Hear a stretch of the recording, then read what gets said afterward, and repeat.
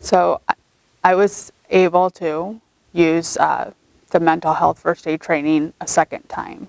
And this one is a little different. So I've known this person for a very long time, and like diaper wearing time. And so, as a matter of fact, when they reached out to me, they had to tell me who they were because we had never like texted before. But so they let me know who they were, and then said pretty much in a text, you are my last resort for reaching out. I don't feel like I can reach out to anyone else. And so I'm just having faith that there's something that you can do to help me, because I feel like killing myself, and here are some ways I've considered doing that. Well, as you can imagine, this is not like the message that you think that you're going to get from anyone, but immediately I was like, I will be right there.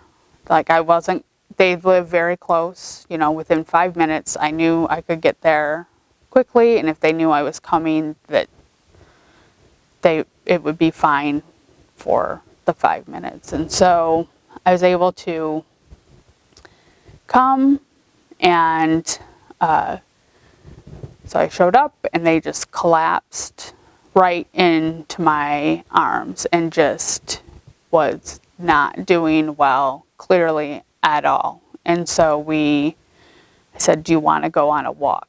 Because I'm a big about how can we walk and talk, and let's of course, in this situation, I didn't need to assess again. They told me exactly that they felt like killing themselves, so I didn't have to ask them the question. I did, as we were walking, saying, do you feel like killing yourself now? So I will say that during the walk, I did ask the question directly, and they said, not right this minute. And so I'm like, okay, then we will walk and talk, because I don't necessarily want to be on a walk and then have to intervene in a physical way, I guess, because that's probably what it would have come down to. But and so we just talked, and they were really hurting, and they just couldn't get the hurting to stop. And so in the message they had said they didn't feel like they could call the suicide hotline. So I was like, okay, well, do you want to call the suicide hotline? What are the next steps that you want to take? Now, it's different when you're dealing with the youth, because they are a youth and there are parents. And so I, do you feel safe? Do you feel like we can go home and have a conversation with your family? And they felt safe, but they just didn't feel comfortable talking about their mental health so fully. And so I'm like, do you feel like you need to, I finally did ask, do you feel like you need to go to the hospital and be somewhere where you can have someone keep an eye on you? And they said, I never thought about that, but yes. So I'm like, okay. So do you want to go talk to your parents about that?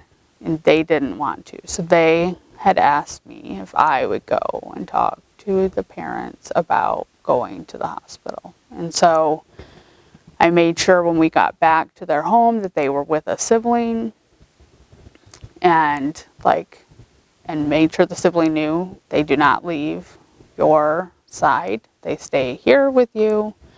And then I just went and talked to the parents about what was going on, the message I've been given, and that they felt like they needed to go to the hospital. And then they were taken to the hospital and were able to get the help that they needed.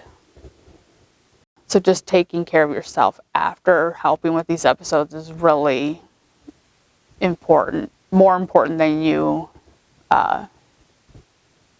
probably would think. You just think, oh, I helped someone. You know, it's more than that, because it's like it's an emotional thing that you don't quite recognize right away. The youth is doing really well, and I've spent some time with them, and like you can see that light coming back, and which is really great to see. And matter of fact, they're like reached out to me recently, wanting to like, let's go do an activity together. So, right?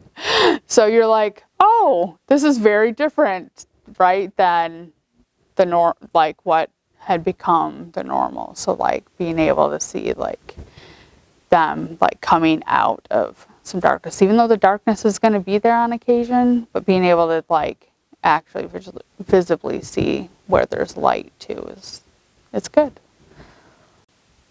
So the day I took mental health first aid training, someone really close to me was actually admitted to the psych ward like the day before. I don't think that you knew that, but and so going to mental health first aid training on that day was actually quite difficult to sit through it. But what I'll say about it was like it was very enlightening and gave me the tools that I like initially felt like I had, like all the tools I needed. I think it just put the tools I had in a structure to be more effective in how to help people with mental health, if that makes any sense. And then like the last piece of like, oh, when you do help people, you need to make sure you're taking care of yourself too, whatever that looks like to you. Like I probably can't say that enough, because I feel like the first time I didn't do as much as maybe I should have, and so when the second time I helped someone came, it was much more difficult to like manage for whatever reason. But I'm super grateful I was able to help and have the framework to be able to help. And I couldn't have done that without mental health first aid training.